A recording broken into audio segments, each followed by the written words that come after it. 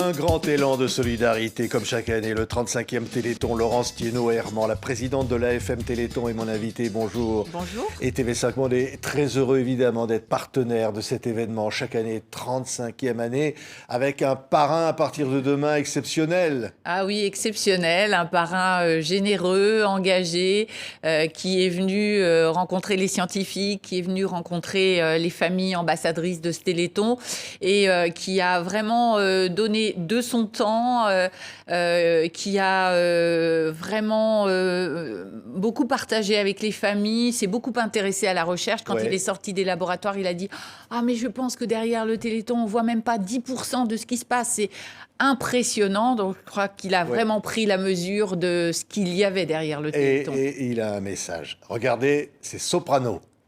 Salut les amis, c'est Soprano. Le Téléthon, c'est une fois par an et c'est maintenant. Ce week-end, vous allez découvrir les nombreuses victoires remportées contre la maladie. Vous allez voir, c'est incroyable à quel point le Téléthon a tout changé grâce à vous. Alors, je compte sur vous pour faire grimper le compteur dès maintenant. Faites un don sans attendre au 3637 ou sur téléthon.fr. Ensemble, soutenons les chercheurs et donnons aux familles la force de guérir. Le message, il est clair, le message, il est important. On peut déjà maintenant donner. Oui, téléthon.fr, on peut dès à présent donner parce que du succès du Téléthon dépendent toutes les actions que l'on mène, que ce soit pour aider, accompagner les familles ou que ce soit évidemment dans le développement d'une recherche et d'une recherche très très innovante. Je pense que le Téléthon, je dirais, à cette définition, c'est un vrai accélérateur de la recherche médicale qui sert bien évidemment aux maladies rares et c'est énorme, hein, 8000 maladies rares, des millions de personnes qui sont concernées, et puis qui aussi permet de faire un bond incroyable avec cette recherche innovante qui sert aussi à des maladies bien plus fréquentes. Oui, on va voir des images de Soprano, encore lui, parce que voilà, quand il arrive, tout le monde, évidemment, l'accueille, l'acclame, il est populaire, il a comme ça cette fibre avec le public qui est incroyable, Soprano. Alors, il sera à Marseille, à un moment donné, hein, pendant l'événement, hein. Il sera à Marseille fin de matinée ce samedi pour en effet faire un aller-retour puisque l'émission du samedi fin de matinée se déroulera à Marseille. Il y était très attendu, vous en doutez bien, et il avait très très envie. Ça ajoutera à sa fatigue pendant les 30 heures, mais il le fait bien volontiers pour aller à la rencontre des uns et des autres. Je pense qu'il a compris que le Téléthon, ça se passe partout, partout en France, mais aussi partout dans le monde avec la mobilisation des Français à l'étranger. Donc voilà, on voit combien il y a cette mobilisation exceptionnelle au service d'une recherche contre les maladies rares et évidemment qui sert aussi aux maladies fréquentes. Oui, on ne le dira jamais assez, tous ceux qui nous écoutent dans le monde, hein, sur TV5 Monde, partenaires du Téléthon, peuvent participer en allant sur le site internet. Hein. Bien sûr, et en faisant téléthon.fr. Et encore une fois, il y a des dizaines de pays qui sont impliqués parce que la recherche n'a pas de frontières. Très, très clairement, on a aujourd'hui dans les familles ambassadrices, il y a la petite Victoire qui incarne un succès du Téléthon, sachant qu'il y a énormément de succès, mais la petite Victoire concernée par une amyotrophie spinale de type 1 et qui aujourd'hui, grâce au Téléthon, alors qu'hier elle était condamnée, aujourd'hui elle a soufflé ses 2 bougies, elle va bien. Il y a plus de 1500 enfants dans le monde qui ont été traités par ce traitement innovant qui utilise des technologies qui ont été développées par le laboratoire Généton. Donc vraiment ça bénéficie à tout le monde. Regardez d'ailleurs, c'est tellement émouvant. Voilà ce qu'on obtient grâce au Téléthon. Je suis Laetitia, la maman de Victoire, j'ai 36 ans. Victoire a eu 2 ans la semaine dernière. Et Victoire est atteinte d'une maladie génétique, l'amyotrophie spinale infantile de type 1. En quelques semaines, on est passé d'un bonheur partagé à l'enfer, c'est clair. Donc on avait enfin un nom sur la maladie. On ne voulait pas que ce soit celle-ci, hein. Elle était tellement... Enfin, elle tue des enfants, donc on avait tellement peur. On voulait absolument que Victoire reçoive la thérapie génique parce qu'on savait que c'était l'avenir et on savait que ça allait la sauver, tout simplement. Alors Victoire, avant la thérapie, ne pouvait pas s'asseoir toute seule. Elle ne se mettait pas sur le ventre, elle se retournait pas, elle n'avait pas de force, elle n'arrivait pas à appuyer sur ses jouets. Bien sûr, oui. Sans le Téléthon, Victoire serait peut-être déjà plus là, donc... Ben oui, c'est le visage du Téléthon, la petite Victoire. Oui, c'est le visage du Téléthon et c'est un immense espoir. Alors évidemment, pour ces maladies, comme l'explique si bien sa maman, mortelle avant l'âge de 2 ans, donc c'est une maladie terrible. Mais au-delà même de cette magnifique histoire qui concerne la myotrophie spinale de type 1, il y en a plein d'autres.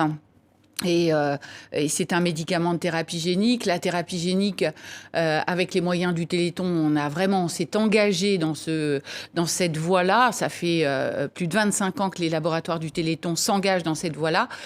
Aujourd'hui, il y a 17 médicaments de thérapie génique dans le monde qui bénéficient à des maladies rares, mais aussi à des maladies fréquentes. Donc c'est une vraie révolution médicale. Oui, oui. Et cette année, on va pouvoir, malgré le contexte sanitaire difficile qu'on a connu encore l'année dernière, on va pouvoir comme ça tous se mobiliser. Et voilà, c'est ça qui était incroyable. Hein.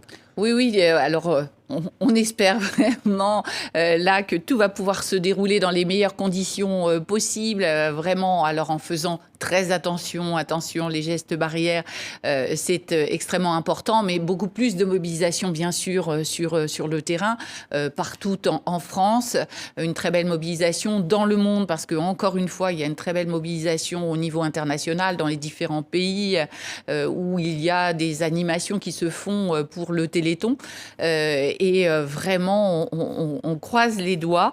Il faut aussi capitaliser sur ce qui a été bien fait au Téléthon 2020, parce que je pense que tout le monde est devenu un peu geek, hein, même ceux pour qui le numérique, ils étaient un peu réfractaires.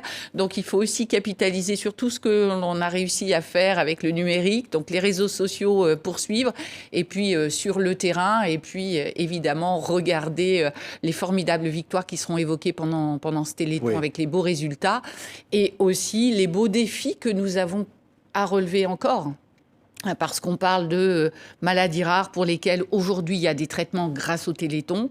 Il ne faut pas oublier qu'il y a encore beaucoup de maladies qui aujourd'hui sont encore en errance thérapeutique et pour lesquelles en effet on a besoin de cette mobilisation, pour lesquelles il y a urgence, parce que c'est aussi cela le Téléthon, c'est voir les victoires, toutes ces années qui ont été si lumineuses pour beaucoup de familles, mais il y a encore tous ceux qui attendent.